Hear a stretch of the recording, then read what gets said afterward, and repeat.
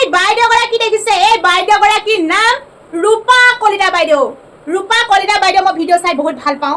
ৰূপা কলিতা বাইদেউ বহুত স্পষ্টবাদী। এইবাৰ ৰূপা কলিতা বাইদেৱে কি ক'লে আপোনালোকৰ শুনিবলৈ মন যোৱা নাইনে? কাৰণ ৰূপা কলিতা বাইদেউ যি কথা কয়, স্পষ্টকৈ কথা কয়, ভাল পালেও পাওক, বেয়া পালেও পাওক। মোৰ ৰূপা কলিতা বাইদেউ ভিডিঅ' চাই বহুত ভাল লাগে। যিটো যুক্তিটা দেখুৱায়, সেই যুক্তিটা কোনো কাটিব নোৱাৰে। বাইদেউ যি ভিডিঅ' মই মোৰ চেনেলত শ্বেয়াৰ কৰোঁ, আৰু মই আপোনালোকৰ মাজলৈ ৰূপা কলিতা বাইদেউ এনে এটা ভিডিঅ' লৈ আহিছোঁ, যিটো ভিডিঅ' চালে আপোনালোকে আচৰিত হ'ব।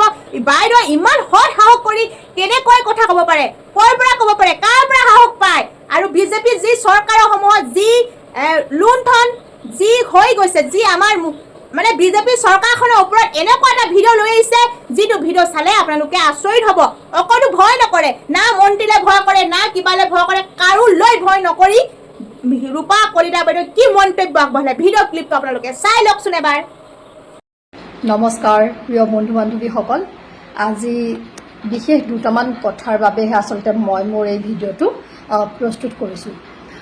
এই দুদিনমান হৈ গ'ল মুখ্যমন্ত্ৰীকে আদি কৰি তেখেতসকলৰ প্ৰবক্তাসকলেও এটা কথা খুব সঘনাই ক'বলৈ লৈছে যে আমাৰ যি তিনিজন প্ৰাৰ্থী জয়ী হৈছে লোকসভাত, সেই আটাইকেইজন বাংলাদেশী মানে মূলৰ ভোটাৰৰ পৰাহে তেওঁলোকে বাংলাদেশী লোকৰ মানে ভোট পাইহে জয়ী হৈছে বুলি তেওঁলোকে এইটো ব্লেমটো কৰিব খুজিছে। আপোনালোকে অনুভৱ নকৰেনে এই তিনিটা সমষ্টিৰ ৰাইজে যি অসমীয়া ৰাইজে ভোট দি জিকাইছে, এখেতসকলক বাৰু চিধাচিধিকৈ মুকলিকৈ অপমান কৰা হোৱা নাইনে? এই কথাটো আপোনালোকলৈ এৰিছোঁ, আপোনালোকে ক'ব।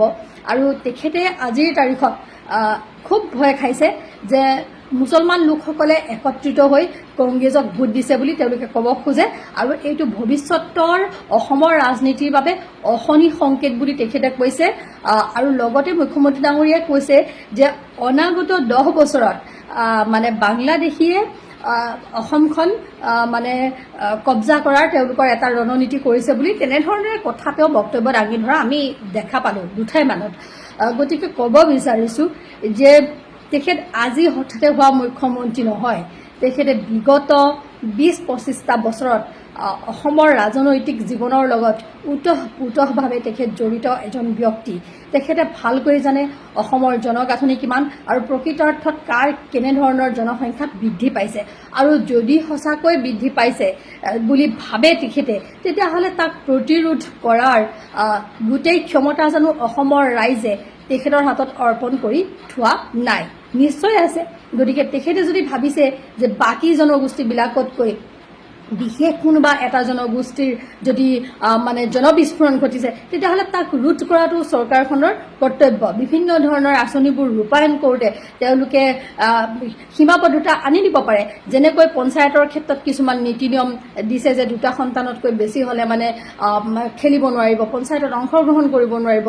ঠিক তেনেধৰণেৰে চৰকাৰে বিভিন্ন ধৰণৰ আঁচনি লাভ কৰিবলৈ হ'লেও 2টা বা 3টাতকৈ যাতে ততোধিক ল'ৰা ছোৱালী হোৱা পৰিয়ালে যাতে সেনেধৰণৰ আঁচনি নাপায়, এইবিলাক কথাত তেওঁলোকে আচলতে জাপিব লাগে, এইবোৰ নিয়ম বনাব লাগে।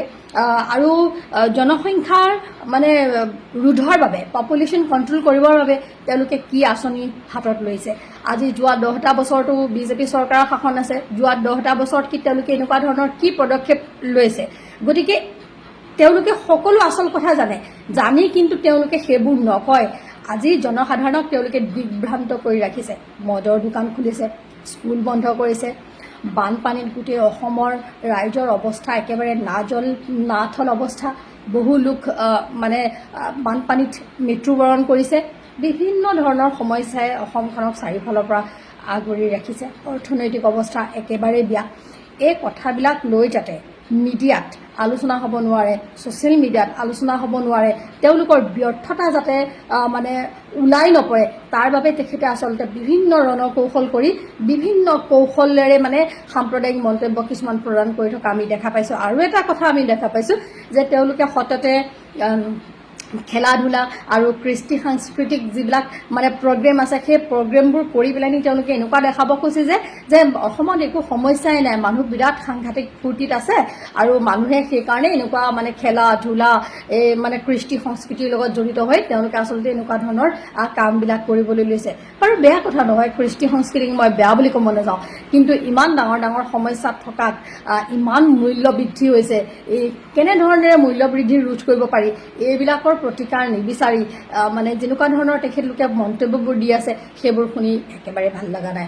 আৰু কংগ্ৰেছ দলে আমি এটা কথা ভালকৈ জানো যে বাকীসকলে দেখাব খোজে তেওঁলোক বহুত জাতীয়তাবাদী, কংগ্ৰেছীসকল জাতীয়তাবাদী নহয়, কিন্তু আমি কংগ্ৰেছীসকলটো আৰু বিদেশী নহয় যে কম জাতীয়তাবাদী হ'বলৈ, আমিওতো অসমীয়াই, আমিওতো খিলঞ্জীয়া অসমীয়াই।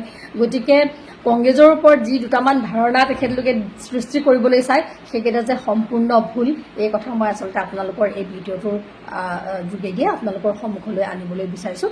আপোনালোকে চিন্তা চৰ্চা কৰিব আৰু ভৱিষ্যতলৈ আমি চেষ্টা কৰিম যাতে অসমৰ 6 জনগোষ্ঠীক তেখেতে 6 জনগোষ্ঠীক জনজাতিকৰণ কৰি কিয় অসমৰ অসমীয়া ৰাইজক সুৰক্ষা নিদিয়া, সুৰক্ষা কবচ প্ৰদান কৰাটো তেখেতলোকৰ প্ৰধান কৰ্তব্য আছিলে, কিন্তু তেওঁলোকে কি দিলে?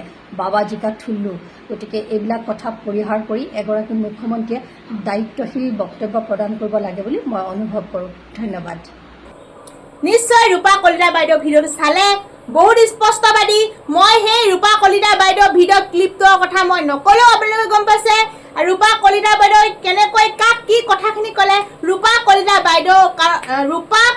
বাইদেউৰ লগত আপোনালোকে একমত নে? যদি একমত কমেণ্ট কৰি নজনাকৈ নাথাকিব। ৰূপা কলিতা বাইদেউ এটা ধুনীয়াকৈ মন্তব্য আগবঢ়াওক। আৰু ৰূপা কলিতা বাইদেউ বহুত সাহসিকতাৰ মই চেলুট দিছোঁ, কাৰণ ৰূপা কলিতা বাইদেউ ভিডিঅ' চাই মই বহুত ভাল পাওঁ আৰু মোৰ চেনেলত এটা দুটাকৈ শ্বেয়াৰ কৰি থাকোঁ। মই ভাল পাওঁ কাৰণে শ্বেয়াৰ কৰোঁ। আৰু আপোনালোকেও ৰূপা কলিতা বাইদেউ ভাল পায়নে? কাৰণ ৰূপা কলিতা বাইদেউ যিখিনি কথা ক'লে বহুত সুন্দৰকৈ ক'লে, আপোনালোকে নিশ্চয় দেখিলে। আৰু বেছি ভিডিঅ'টো দেখুৱালে নকৰোঁ, ৰূপা কলিতা বাইদেউলৈ আপোনালোকে ধুনীয়াকৈ এটা মন্তব্য লিখিবলৈ নাপাহৰিব। ধন্যবাদ।